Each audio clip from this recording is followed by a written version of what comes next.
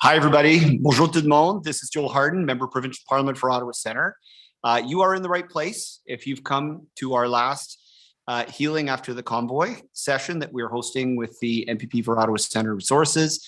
Tonight, we want, again, to reach out to folks who supported this convoy to give them a sense of the impact of those 25 days on our community, residents, folks who live here. We are interested in a dialogue with you.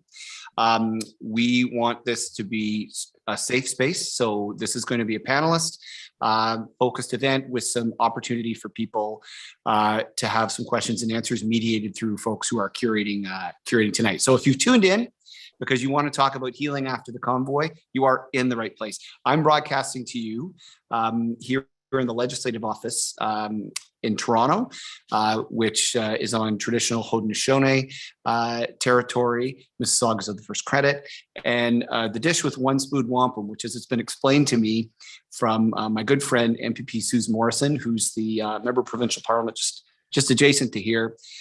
She said the notion of that wampum belt was that we come to our meals without knives and with spoons to share knowledge and to share meals. So I think that's a really good note on which to begin. Even though I know many people from home in the Ottawa area tuning into this, you folks are on Algonquin and Anishinaabe territory. Let's begin with, I'm beginning by acknowledging the land that I'm on, and certainly the land that all you folks are on in the greater Ottawa area, as we've learned from our Algonquin and Anishinaabe neighbors. Similar story. We have to figure out how to have conversations with each other, even when they're tough, difficult, passionate conversations where we see each other's humanity. So that's our goal tonight. You are in the right place. You are in the right place if you're here for that. All right, I'm just going to check in again to make sure administratively we are good to go.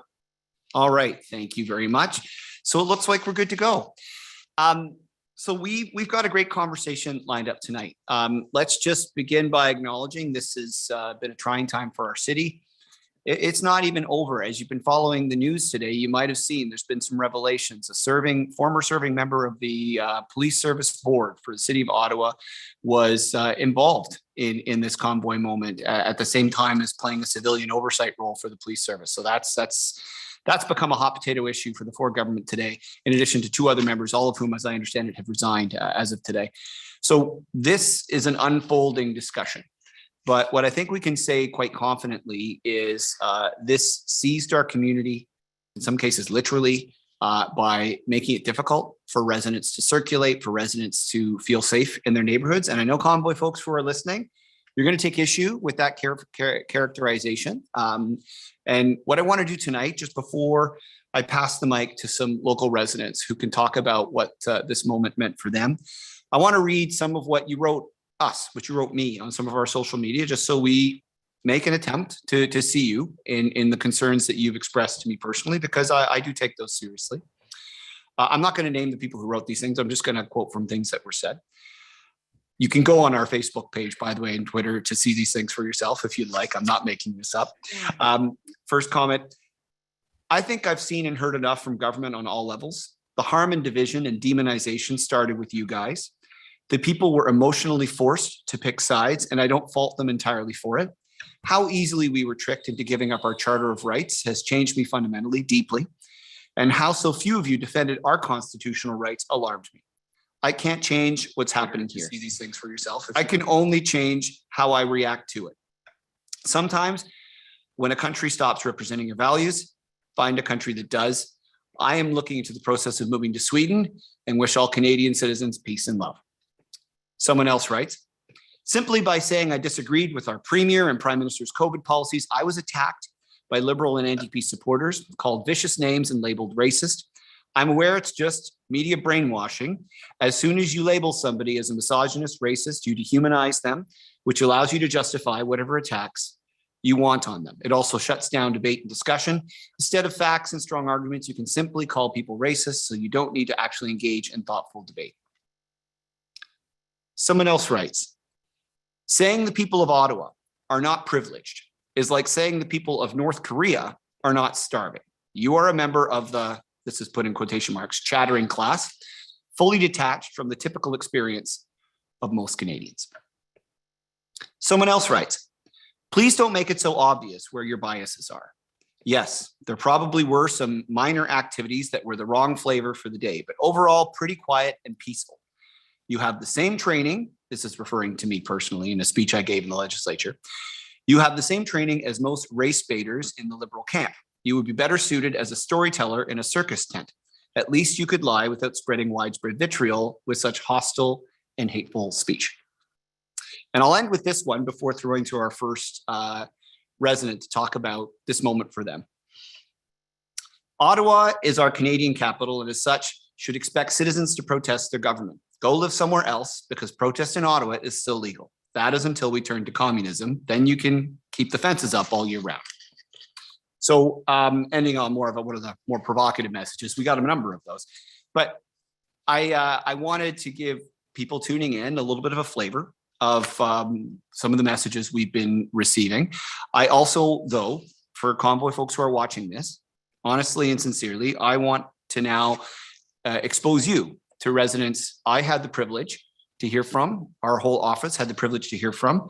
And I want you to hear them out if you can. And I want you to think through how this particular moment impacted them. Paulina, are you there? Yeah, I'm here. Hey, Paulina.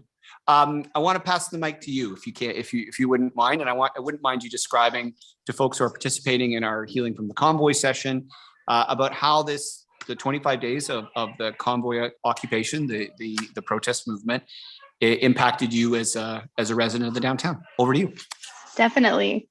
So I do want to start by thanking you for including me in this panel. I'm very honored to be here.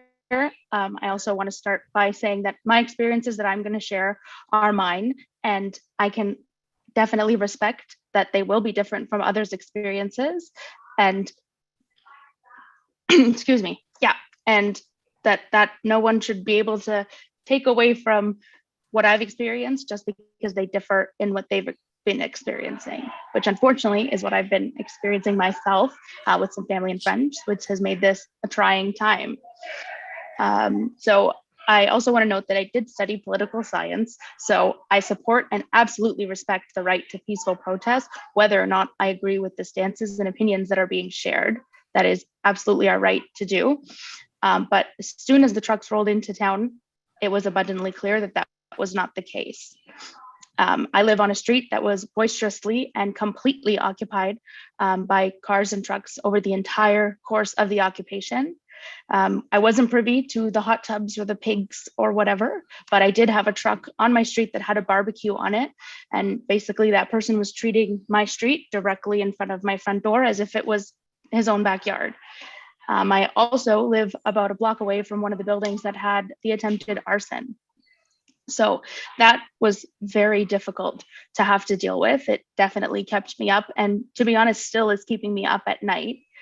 And I am very fortunate to have been able to seek refuge both with my parents and at a family friend's cottage. But there are many of us, and likely most of us, that weren't as fortunate to be able to do that. To be totally honest, though, when I was able to escape, I felt that I had a responsibility to come back downtown and unite with everyone else and stand with the people who live and work near me. It didn't feel fair and it didn't feel right to leave.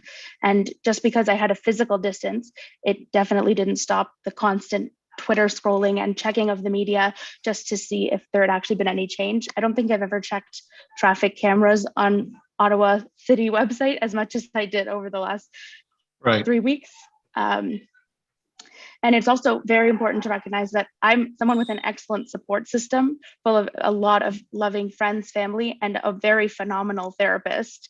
But amidst all of this, with knowing all of that, the last month has left me feeling incredibly hopeless and alone, even though I am so incredibly supported, because it's not a small thing to feel abandoned by the outlets and avenues that you've grown up to feel like you should be able to depend and rely upon.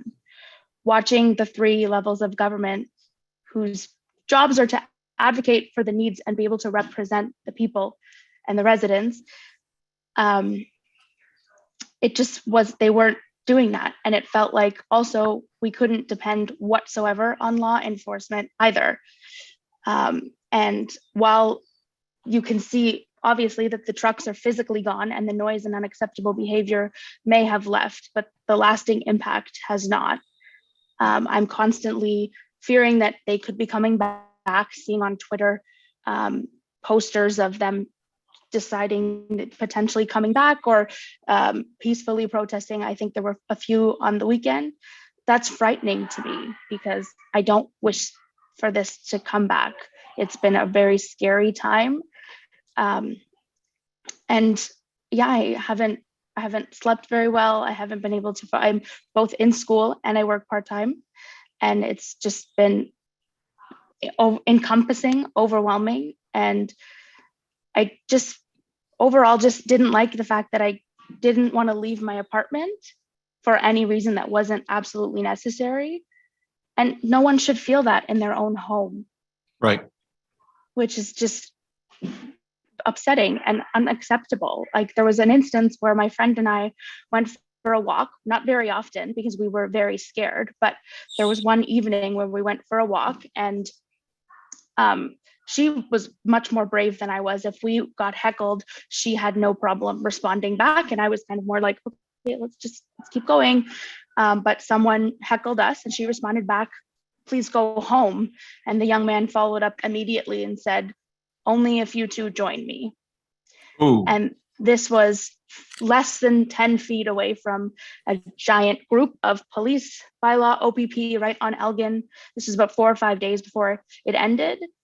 And that's a moment that really hit me hard because they were watching and seeing that happen and did absolutely nothing about it. Oh, Paulina, thank you for being here tonight. Thank you for having me. It's an absolute pleasure. I hope Convoy folks heard that. I hope you heard that. Caitlin, I want to throw to you next, if you wouldn't mind, as someone else living in the downtown who can give us a perspective of what the 25 days was like for you. Yeah, so for me, I respect that everybody has a peaceful right to protest. And living in downtown Ottawa, I understand you have the right to protest, but it wasn't a protest the moment that they set up an encampment. And it constantly felt like there was a threat of violence at any point, like anything could set them off. I liken it to feeling, I don't know if anybody's ever been bullied, but where the bully's like, I'm not hitting you. It felt like that, where you'd see people getting yelled at, take the diaper off your face. I saw people getting lunged at from across the street when people were having few too many drinks, it seemed like on Parliament Hill. It just felt like they were lunging at people, telling them to take the diaper off their face, say that we're in Ottawa, that we should expect this, is to say that is bullying, essentially. So you should expect to have this happen to you. And I don't think anybody would like to feel that right outside their home. And for many of us, they forget that the downtown core of Ottawa has thousands of people living in it. And to feel like you can't go outside of your door without the threat that, well, if you're not with us, you're against us, attitude that we just walking around Ottawa with our masks on were made to feel, it's unacceptable. And I know that people say it's outlier, but if those are the people that feel safe amongst you are attending your events, then you should also reflect on how that makes the people around you feel, in that the constant threat of violence was always there for the residents of Ottawa. And there were some instances where people did get harassed. I know that in the local ice cream, Mushu ice cream, somebody that worked there, she was harassed and pushed to the ground for wearing a mask. And this is within our community. Nobody should be made to feel that like the laws don't apply to the bullies. And unfortunately, that's what the Ottawa police made us feel like, that they weren't enforcing, they weren't here for us. And people were getting harassed and people were being bullied, and there was no one that was willing to help. And it just felt like we were abandoned by the police of Ottawa for a good amount of time. And I know that there are many in the convoy that said, like, oh, point out there's bouncy castles. Yes, there's bouncy castles, but there are also bouncy castles at children's fairs, and there can also be bullies at children's fairs. So to be bullied in your own home and to not feel safe for over a month, it takes a toll on the people. And I have a young son, and anytime he hears honking now, he asks, are they back? And he wasn't able to go out and enjoy his community. And I know you can say this is Ottawa, you should expect that, but Ottawa's a city where we respect your right to protest, but not for you to set up encampments and to take over a city. There's a difference. And that's what I'd like to say. Thank you, Caitlin. Thank you, Caitlin. Erica. Hi, everybody. Hey, Erica. Want to throw to you next. Over to you. Okay. My name is Erica Eiffel. I live a little west of downtown, so it takes me about, if I want to walk to downtown, it probably takes me about 30 minutes. I live in Hintonburg. But you know, there was an encampment set up like 3 blocks from my house that was eventually cleared by police, but they had been there for a while. And I don't know if you could fully appreciate how terrorizing, especially with some of the other people who talked and spoke about, you know, the threat of violence. And the threat of violence is absolutely frightening. An occupation is not a protest. It is you usurping people's lives and their ability to conduct their lives in a way that is quite harmful to them. And so I really want to focus on the fact that that this occupation caused real harm for people, and real harm for people who are already suffering disproportionately from COVID and the effects of the same government policies that you are railing against, which I have to say,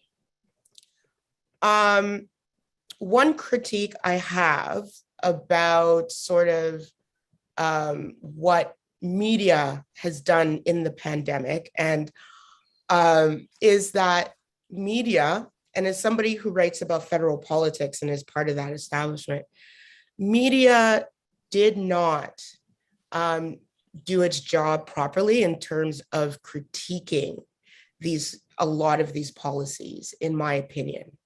COVID policies. COVID policies. Okay. So for example, you know, for example, Francois Legault and his attempt to tax people or to introduce a user fee, basically, and how that is absolutely abhorrent.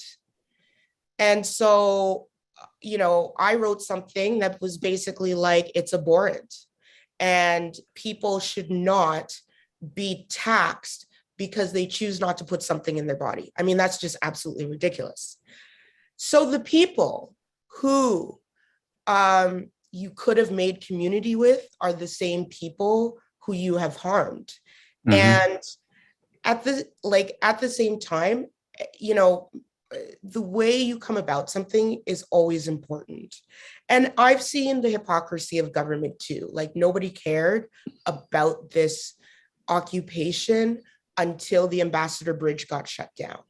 In Windsor. In Windsor. Nobody cared about the residents of Ottawa. Nobody cared about a possible national security threat until the Americans got involved. And I think there's a very good critique there. And I think there's a very good critique at how people have been left behind by these COVID policies. I'm all for it. However, that does not give you the right to harm other people. And that is the point. It's the harm. And for me, it was difficult to sleep. We still heard the honking over here. It was like splitting headaches. It was difficulty in actually working. It was like, there was just a lot that prevented people from just earning a living and living. There are a lot of people whose small businesses have been affected. There's a lot of people who, when the Rideau Mall got shut down, lost 2 weeks wait, like they lost a whole paycheck. And these are the people who are already hit hard by COVID and by government policies for COVID. In terms of what I saw, I was walking down Metcalfe Street, and Metcalfe Street kind of had more of the party atmosphere, right? But once you went over to Kent, it was a different vibe altogether. It was very sinister. It was very much like we could decide to take control and harm you. And so that sort of duplicity makes me think about the organizers and how this is organized. Mhm. And the fact of the matter is that the organizers are well involved in the far right. I didn't make this up. Media Nope. didn't make this up. That's just a fact. And once the organizers are involved in the far right and they're not even truckers, I have questions, and you should too.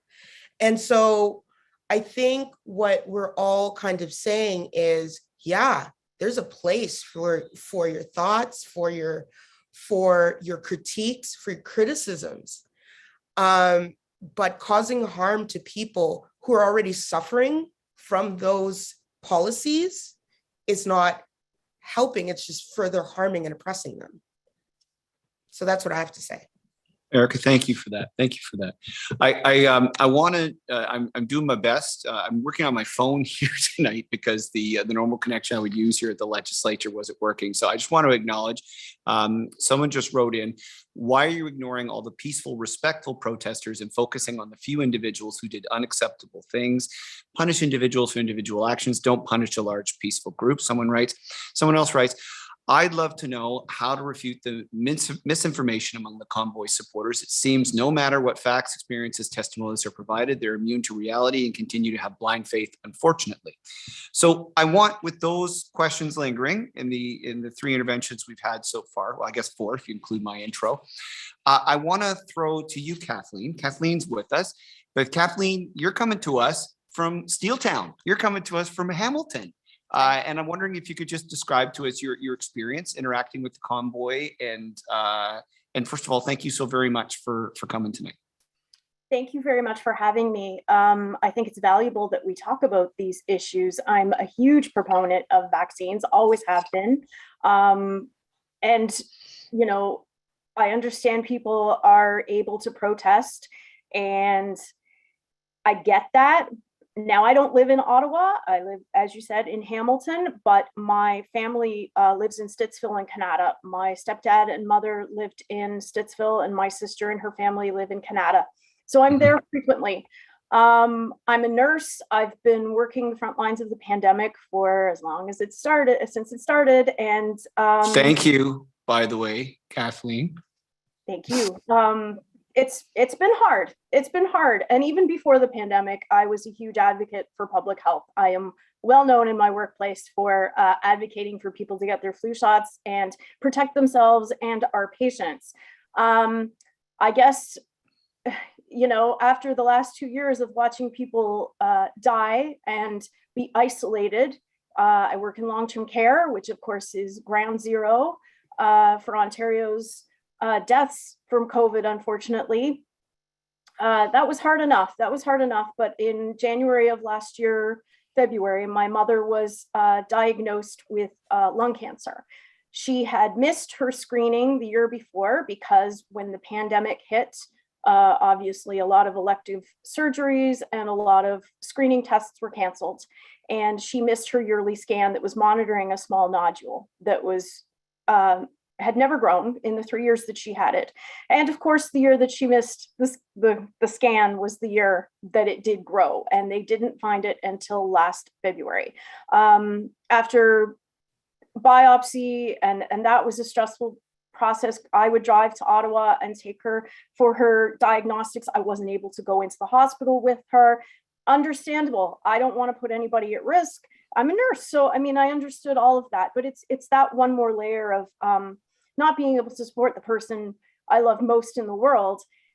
She was very brave, went through all of her, scans and tests, and unfortunately came out with a terminal diagnosis.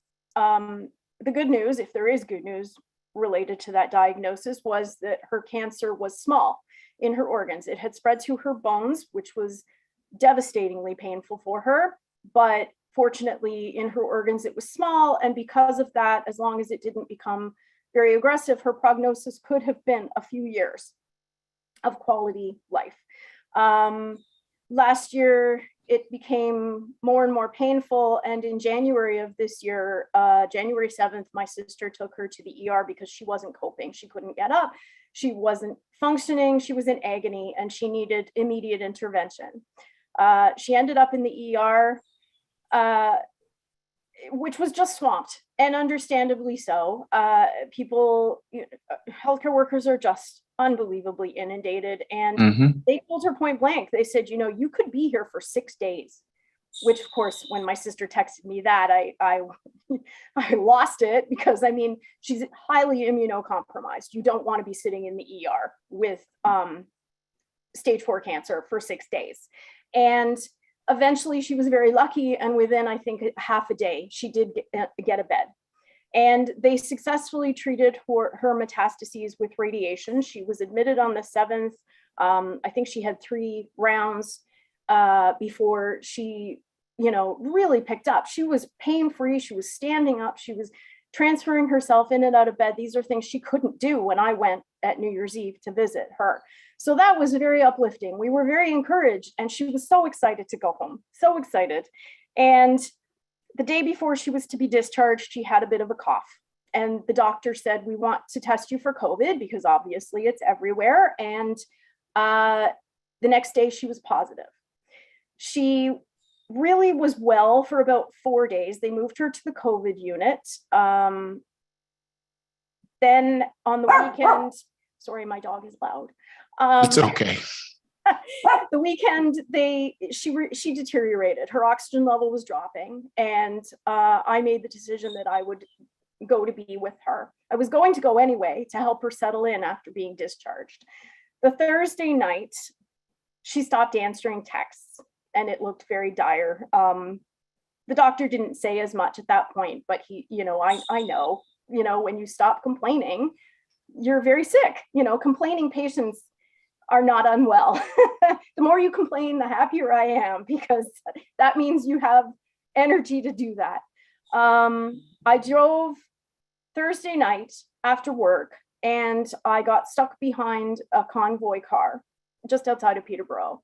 And it wasn't a truck, it was a car with Canadian flags all over it. And I knew what was happening. I had seen it in the news, and I knew why this person was driving to Ottawa across Highway 7. And he went 30 kilometers an hour down Highway 7 for an hour and a half. The only reason you could do that is to disrupt traffic. And after an hour and a half, people behind me were starting to make very questionable decisions passing this individual to get ahead of him. And I actually called my husband on hands-free and said, what do? I don't want to call 911. But this man or this individual is putting people at risk, because there's a huge lineup of cars behind me, and they're starting to pass him on blind corners. And, I can't think of any reason why you would protest in that way, why you would disrupt other people's rights to travel. My freedom apparently doesn't matter to this individual. So, it took me an hour and a half extra to get to the hospital where my mother was dying. I got there that night, very late. Of course, we couldn't go visit her because she was still in the ICU. The next day, they called us at about 4:00 and said, you need to come in. She is not going to survive the night. At that point, luckily, the COVID restrictions had just changed and we could go in, because had we gone through this 2 days previous, once you went into the ICU, you could never leave. And we got there at 4:00 in the afternoon. So, I would not have left my mother's bedside for 15 hours, because that's how long it took for her to pass away. So, in a way, that was a blessing. We drove to the General, and as we were driving to the General in my brother-in-law's truck, all I could see were the odd car passing me with signs festooned, Canadian flags blaring their horns. And I can't describe how demeaning that is to be on the way to see your mother die of a preventable disease and have people yelling about their freedoms. What freedoms don't you have? You are occupying a city. At that point, they were just setting up camp. But I'd really love to know what freedoms are being impinged on, because my freedom to get to my mother was definitely slowed down. Now I'm very vocal on social media. I don't shy away from a fight. I am my mother's daughter. And, people have come at me on social media and said that I should have planned my trip better. Oh my God. Yeah. Sorry, I didn't plan my mother's critical illness for a more convenient time to set up when you wanted to set up your bouncy castle. People have found me on Facebook and sent unsolicited messages about how COVID is a hoax. And I made a comment on social media about getting vaccinated. And they're like, the vaccinated spread it as well as the unvaccinated, which is not true. It's like I'm being hit by a wall of nonsense. And my mother passed away at 3:10 in the morning on January 29th of a disease that she caught in the place that was supposed to protect her. And I understand, because I am a healthcare worker, I understand that you are going to, there are people who are going to catch viruses and other diseases, norovirus, whatever, nosocomial infections in the hospital. That's a thing that happens. But I mean, we kept her safe for almost 2 years. And for her to go to the place that was supposed to help her and end up dying years sooner is devastating. And I wish I knew what the answer is to convince these people how being required to get a vaccination to work is not impinging on your rights. You still have a choice to do that job. You can go get another job. If you don't want to get the vaccine, don't get the vaccine. But don't come at me about how your choices are being impinged on because all of a sudden you need to be vaccinated to protect the people you're working with, especially if you work in healthcare. How can you get through a nursing program and not understand how disease transmission occurs? That just baffles me. And it does make me angry because I went through that program and I took virology and biochemistry, and I'm wondering why some people seem to have forgotten that. And then they're like, well, it's their right. Yes, it is their right, but it's our patients' rights to work or to come to a place where they're safe. And even if devil's advocate, you can still transmit the disease as well as a vaccinated person, as well as an unvaccinated person, which is not true. Even if you could, protect yourself.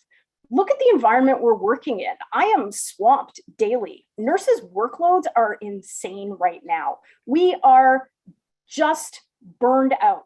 I think I have 3 coworkers that are still working with me as nurses that I started with 2 years ago. The turnover is incredible. And I work in a large facility. People have retired left, right, and center, not because they don't love the job, but because they just can't handle it anymore. People on street corners have yelled at me that I'm a murderer. My inbox, like I said, on social media is crazy. It's full of people sending messages. And of course, they always make their profiles locked down, so I can't respond, which is really brave, very brave. Lecturing me on disease transmission. So, I mean, there needs to be a healthcare system for these people when and if they do get sick. And if healthcare workers are continuously treated this way, there is going to be nobody to care for you, whether you come down with COVID or have a heart attack or get in a car accident. And the culture in healthcare right now is treating us like we're expendable. Even now, even a year, 2 years in, it's like, our wages are capped, our hours are crazy. There's no respect. And I don't know, I love my job. I work with the best people ever. My staff would give you the shirt off their back and do anything for you.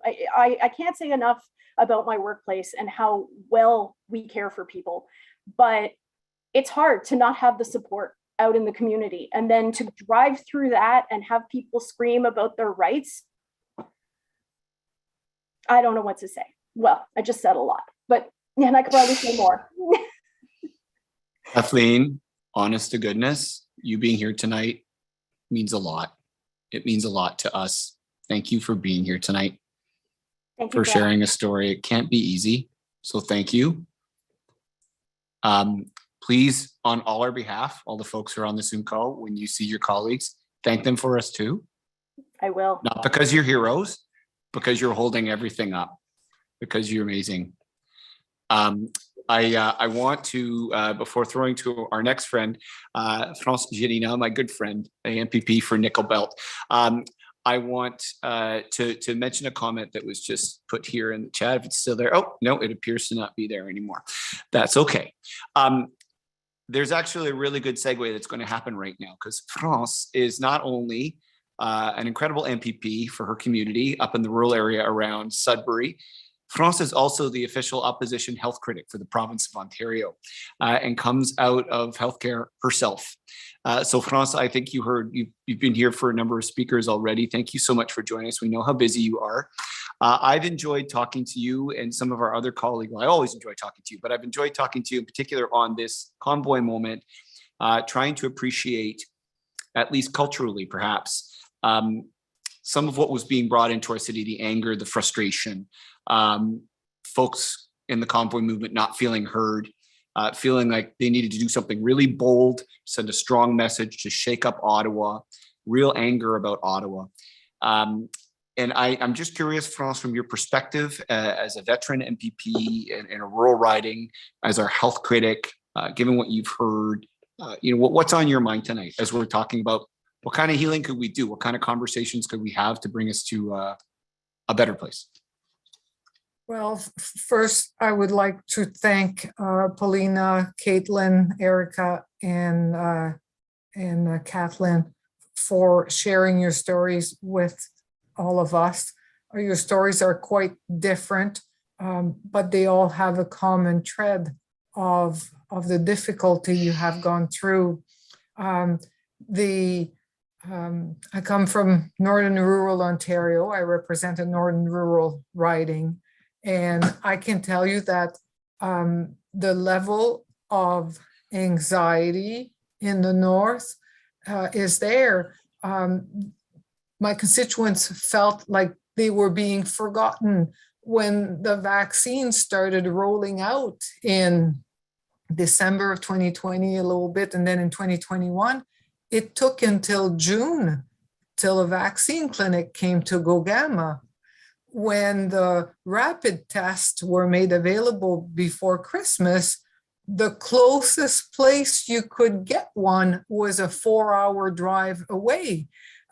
So the people of the North, the people in Northern Rural area really looked at our government and said, we exist.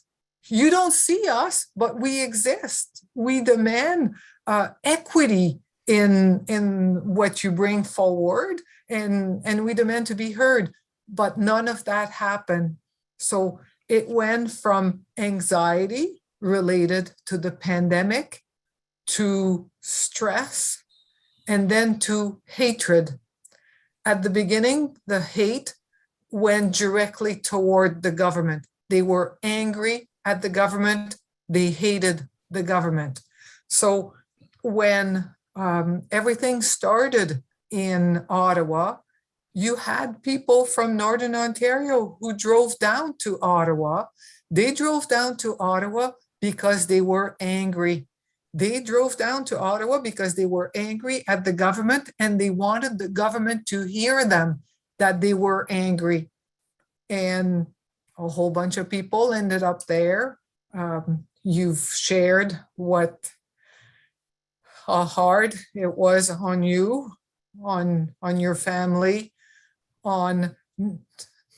we've just all lived through 2 years of anxiety, 2 years of stress, 2 years of not knowing what the next day is going to be. And then we added that on at a time where we were least able to cope because we already had it up to here. You had to cope with the protest, which really was not a protest that went on. It was a protest for the first 3 hours. The rest of it was not. That went on into Ottawa. It's not going to be easy to rebuild And the first thing I can say to you is that just listening to you, I know that some of you are hurt and that you will need to look after yourself to get better. Just the tone of your story, the depth of the fear that you lived through, of the trauma that you lived through, don't hesitate to reach out. We all need to get better. I live 6-7 hours drive away from Ottawa, but I can tell you that we all need to learn how will we cope with the inaction of all three levels of government as to what happened in Ottawa. How could it be that our government let us down? How could it be that the police force let us down? How could we have ended up there? It's for us living away from Ottawa, it is really hard to look at this and say, wow, it all fell apart. It all failed. At the same time, I agree with the comments that have been made. The minute that it hit the economy, it hit the bridge in Windsor, up out of a sudden, the government came into action and declared a state of emergency and deploy the thing. But what about the good people of Ottawa? What about the kids who couldn't play outside? What about the people who want to be respectful of others by practicing good public health measures and end up being treated the way all of you have been treated? There's a lot of healing to be done, and I believe that there is a role to play in the government to help everybody with that healing. At the end of the day, we're going to have to learn to forgive. We're not ready for that. But to bring us there, there's a role for government to help. And it starts with good communication, but none of this is happening. None of this is happening. Has help been made available to people who needed it? Absolutely not. You will have to find a pathway to access some mental health support that will put you on a 6 months wait list before you get to anybody. What kind of help is that? When we know that right now, right after the trauma, right after the difficult month that you went through, you should be able to talk in a safe place to people who can help you. I know that Joel is trying really hard to help everybody in Ottawa that has been affected. If I can be helpful, if I can be useful, I'm an allied. I will be there. I will try to help. Well, Frost, you've already helped us tonight by being here and reflecting on this. I want to just, bridging off what you just said, someone wrote and asked, kind of coming, I believe, if I'm getting it correctly from a Convoy perspective, is this going to be a one-sided conversation? Feeling very much like the Convoy's perspective is not true here. I just want to let that person know, and all folks from the Convoy tuning in tonight. First of all, thank you for staying this long. If you're still here, we appreciate the fact that you're listening. But on our first community forum, this is the fourth that we've held, and in a moment I'll talk a little bit about where we're going from here. Our chat function for the Zoom meeting was open because that's how we like to run our town halls. We love to hold town halls where people can come from different perspectives and tell us how they feel. And we listen as an MPP office. And our goal then after listening is to take action and organize with neighbors to get things done. But on the first community forum that we held, somebody who we had invited, who's a fantastic advocate for queer and transgender folk, coming from a Black Canadian perspective, had to deal with some pretty awful and atrocious anti-Black racism in our chat. And the people who are running tonight's meeting, who make all of this happen, and I am very thankful for all the folks working behind the scenes for making this happen, had to work really quickly to make sure that hatred was taken down. So there's a reason this is a mediated conversation. But I invite that person and any other Convoy person in the time that we have left, Convoy supporter, write something into the Q&A. I will do my best to try to recognize it and acknowledge it. But I want you to know that I have been paying attention to things that have been sent to us by email. You heard Kathleen talking about interactions that she's had.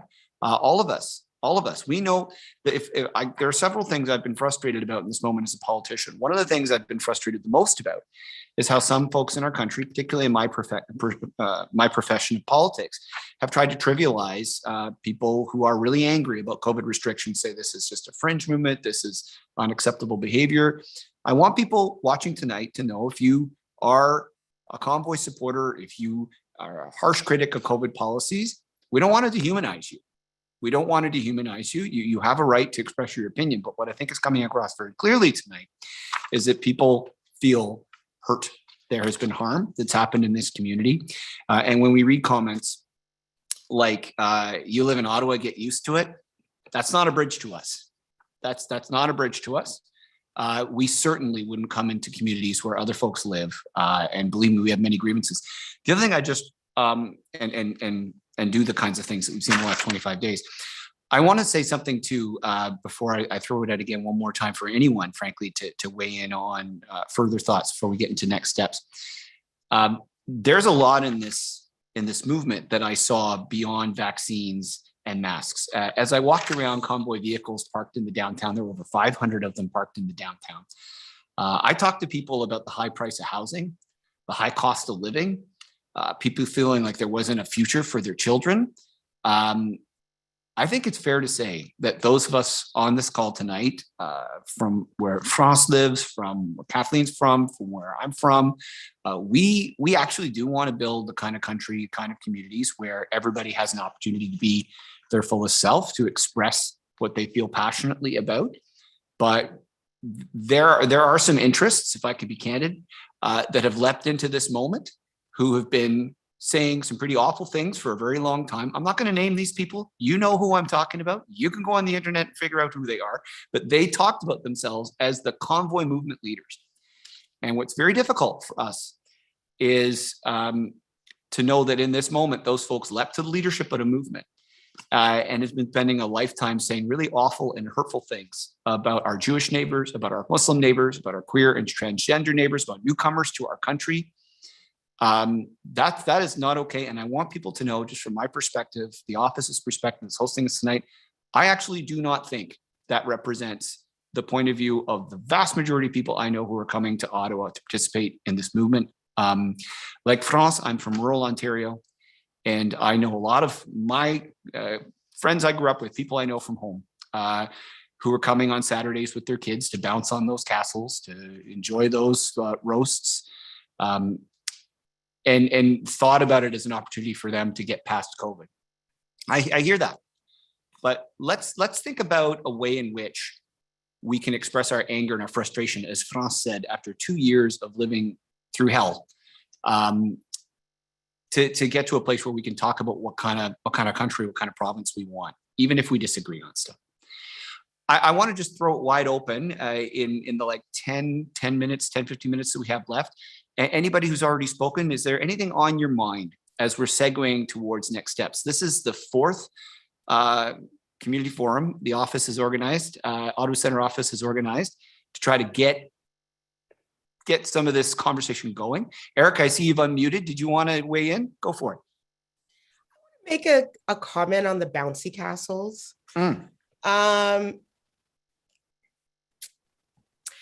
I mean, it's a tactic. The bouncy castles are there so that they look family friendly, so that they don't look like what they are, and they could pull you in and bring your kids, and then they'll talk to you about the great replacement theory. It's the same way as how it's PR. It's the same way as how Nike gives you a kick-ass fitness app. That Nike app is great, okay? and a run app for free. But why are they doing that? So they could sell you shoes. And so I think we really need to understand how the process of the radicalization happens. And but on the other hand, I also understand that this is a function of us not having a space of that where we could talk about, hey, these restrictions may not make as much sense if Omicron is here, something like that. I don't know, whatever the case is. Or, hey, I'm a healthcare worker. I am killing myself to save you from this disease. And we're being treated like trash by government.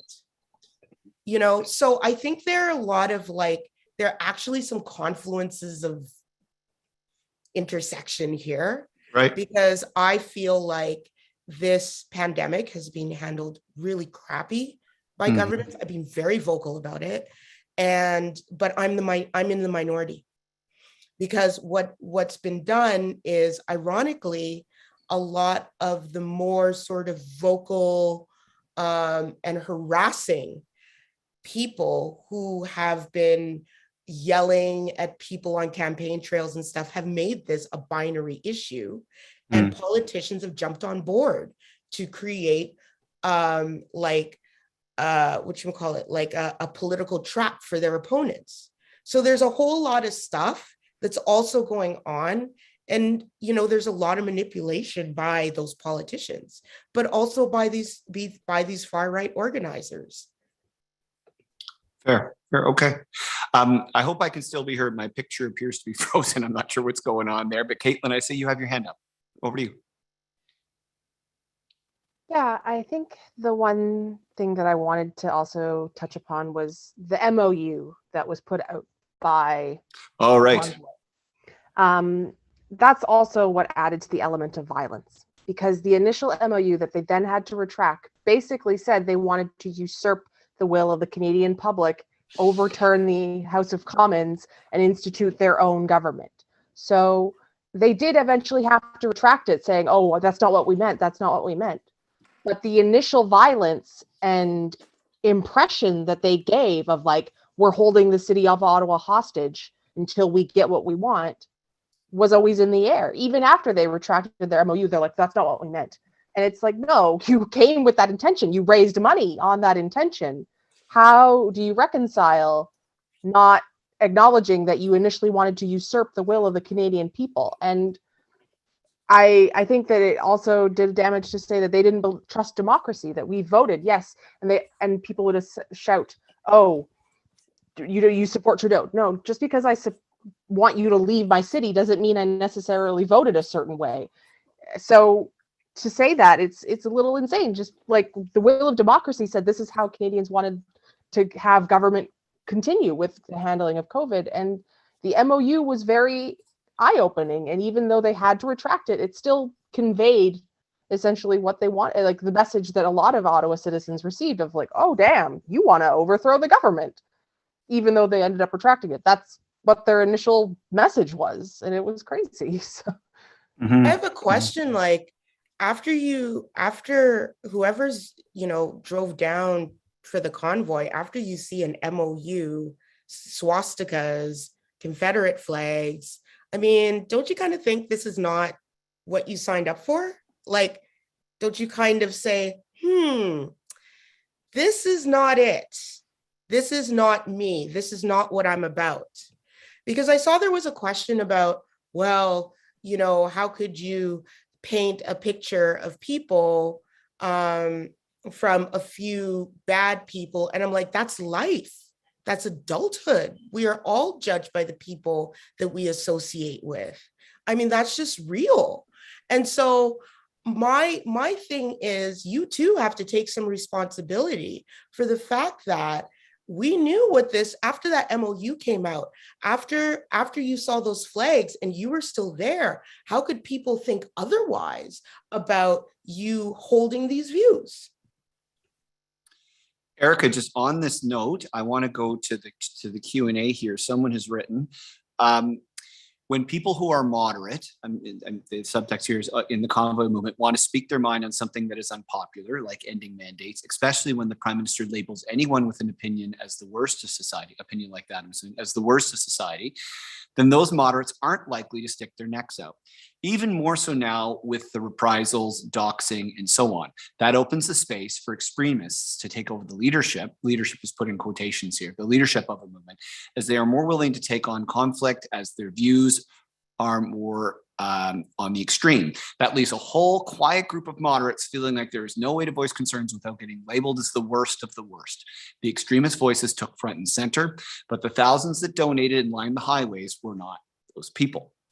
Someone else in the chat noted that I had, in a speech here at the legislature, indicated that there had been an arson attempt and it was linked to the convoy, and I had no proof. Before throwing it to someone else, I actually want to show folks something. I'm not sure if you can see this. I went to the building where there was an arson attempt, and what I learned from the residents in the building, and that was caught on a security camera, and it is an official case that's been filed with the Ottawa Police, is that there was a box of these fire starter bricks, a whole box of them, that was put in front of the elevators and lit on fire. And before it was lit on fire, there was a resident of that building that tried to talk and confront the folks about to do this, who said straight up to the resident of that building that they were from the convoy and they were there to send a message. And that person did not feel safe, went back to their unit, and shortly after, that box of fire starter mini bricks, like you use for a charcoal cookout, a whole box of them, not a little box. I'm talking about, if you can imagine, like the boxes for copier paper, you know, if you can like have 10 packets of copier paper, a whole box of these was lit on fire. And it was only a good Samaritan who happened to be walking outside, who saw it lit, probably as the person who had just seen this person about to do this was freaking out in their apartment, that ran into the building, burst open the doors because the doors had been duct taped from the outside, burst open the doors, stomped on the box at first, and then put a whole bunch of snow on it. I'm going to carry this around with me for the rest of my political life, because I want to know what possessed someone to want to do something like that. I really do. I really do. As passionate as we can be about politics, as passionate as we can be about our freedom, something broke. A synapse snapped in that person's mind when they thought it was necessary to do that. And I understood from residents in that building, because I spent 4 hours in this building in the lobby talking to people who lived through that, that there have been arguments between convoy folks parked outside. There was a gentleman who literally parked a truck outside this building and was honking for 1.5 hour long straight intervals. And someone would come in and just jump right back on the horn. And people may have heard this, but if you haven't, this information, the lawsuit, the civilian lawsuit, the citizen lawsuit led by Zexi Lee, Paul Champ, and Emily Tamman has documented that the sound levels at the worst moments of this convoy were up to 84, 85 decibels. And that's like running a lawnmower in your living room permanently and living with that. So when Caitlin and Paulina, who are coming immediately in the eye of the hurricane there, are saying it was impossible to sleep, and the lingering sound that's in your head, even long after folks have gone, and the post-traumatic stress, that's not a trifling matter. So I want the person who wrote in the Q&A to know that it's not a hoax. This is not an artifact. This is from the sea. The police have a file open up about this. There's documented evidence on the security footage in the building. So it's not a joke. And part of the reason we wanted to hold these community forums was to make sure that we reached out to each other, human being to human being, to make sure we never get back here again. Never. Nobody's home. Nobody's community ever again. I want to throw open to anybody else who might want to say, you could use the raise hand function or just wave, and I will try to notice you. If anybody has another thought on their mind. Kathleen, I see your hand up. Go for it. Yeah, I would just like to add, I think that the way the government distributed health information regarding the virus is a big problem as well. Obviously, it's a new novel virus, but it was continuous, disingenuous information, and that sowed a lot of doubt in people's minds as well. There's always been a huge anti-vax, anti-expert movement growing worldwide. We certainly don't have the market cornered on that, but I think a lot of the problem regarding mandates and lockdowns and things like that, vaccine policies, a lot of that problem was A lot of people didn't listen to the experts, and a lot of policies were developed not using evidence-based information. Even now, that's still happening. Right. Our cases, we don't know because we're not testing, and the hospitals are still overwhelmed. Not as much as they were, but the cases are still very high and people are still dying every day. Yet the policy seems to be, we seem to have thrown in the towel and decided that vulnerable people are expendable. People like my mother are not worth saving anymore. Should the mandates that were in place still be in place in the way they were in place? I'm not sure. But I think that's part of the problem, is the lack of trust in what the government was handing out. It was constantly, with experts arguing with each other and politicians commenting on medicine that they are not qualified to speak on. That is frustrating, especially coming as a healthcare worker. I'd listen to what they're saying on the news and I'd be my husband got so fed up because I'd be screaming at the TV about the things they were saying. So that's a huge problem in the people who were involved in the convoy as well. They have a massive distrust in the information that was being distributed. So we need to really work both at your level, at the government, and from a healthcare provider aspect, getting people's confidence back in medicine and science, because they're all arguing, follow the science, but the science argues, or you're bought and paid for. Nobody is paying my bills. So if I'm bought and paid for, somebody needs to step up and pay my mortgage this month, because that would be awesome. But I think that's a real big problem. And I just like to know that. Yeah, I can confirm that I got no sponsorship from Pfizer, Moderna, or AstraZeneca, or anybody else put this on tonight. None tonight. Anybody else? Final thoughts before we segue to where we're headed after this event. All right. Well, look, I want to take this opportunity to thank the talented hands that made this event.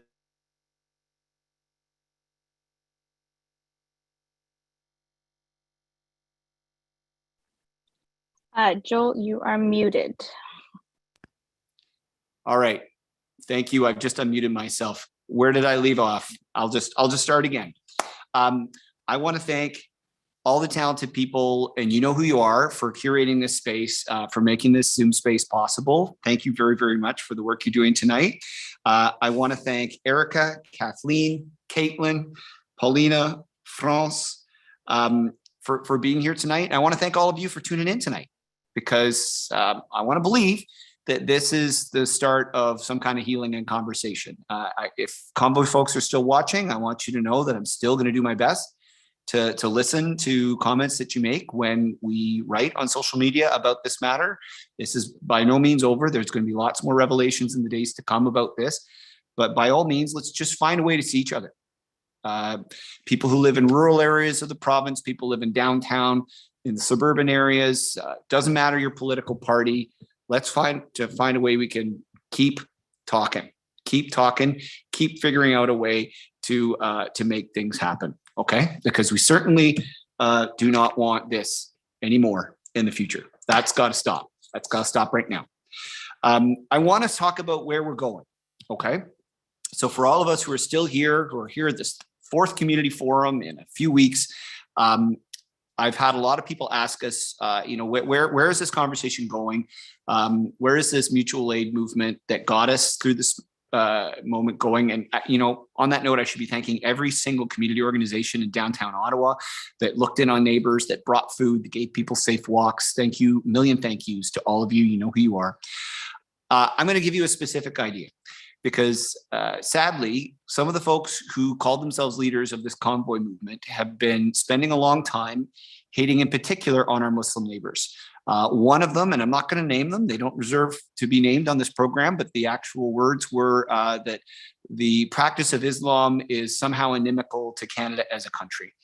I want to say not long after the anniversary of the Quebec City shooting, that happened not that long ago, the June 6th car terrorist attack on a Muslim family walking in the street in London, Ontario, that when someone emerges as a leader of a movement this big, saying things like that, it's incumbent upon us as residents to work together to chart another path forward. So here is my suggestion for the path. I believe we can do more we can act as a community. And one of the things that we've struck up as a partnership with our friends in Muslim communities in the city of Ottawa is an idea for healing called Yumna's Walls. Yumna Asfal was the teenager who was among the 4 family members killed in London, Ontario on June 6, 2021. And Yumna was an artist. She was a muralist. And one of the things she loved to do was create art that helped people understand why Islam was so important to her. So we have started an initiative called Yumna's Walls with a number of Muslim organizations and community organizations. And I'm proud to say that on March 21st, which is the United Nations Day, an international day to end racism globally, to take action against racism, that we are going to be doing a community event inspired by Yumna's example to bring us together through art and through healing to create Yumna's Walls, at least as many as we possibly can, to get this movement rolling, to get conversations going about how important Islam is for people who are practicing Muslims and why Islam, why our Muslim neighbors matter to us, why we see their humanity. So stay tuned for that. Everybody who's participated in our community forums, we're going to keep you in the loop. We're going to make sure that people on social media know when and where this is happening. But if you got an artistic streak in you, or even if you like one, we want you to come out to this. And as I understand it, with COVID restrictions, we're probably going to be able to have an outdoor gathering element of this that will be safe. I really want food to be involved, hopefully music. Stay tuned.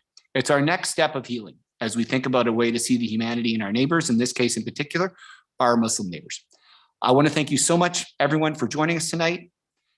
Take care, stay safe. Let's keep talking.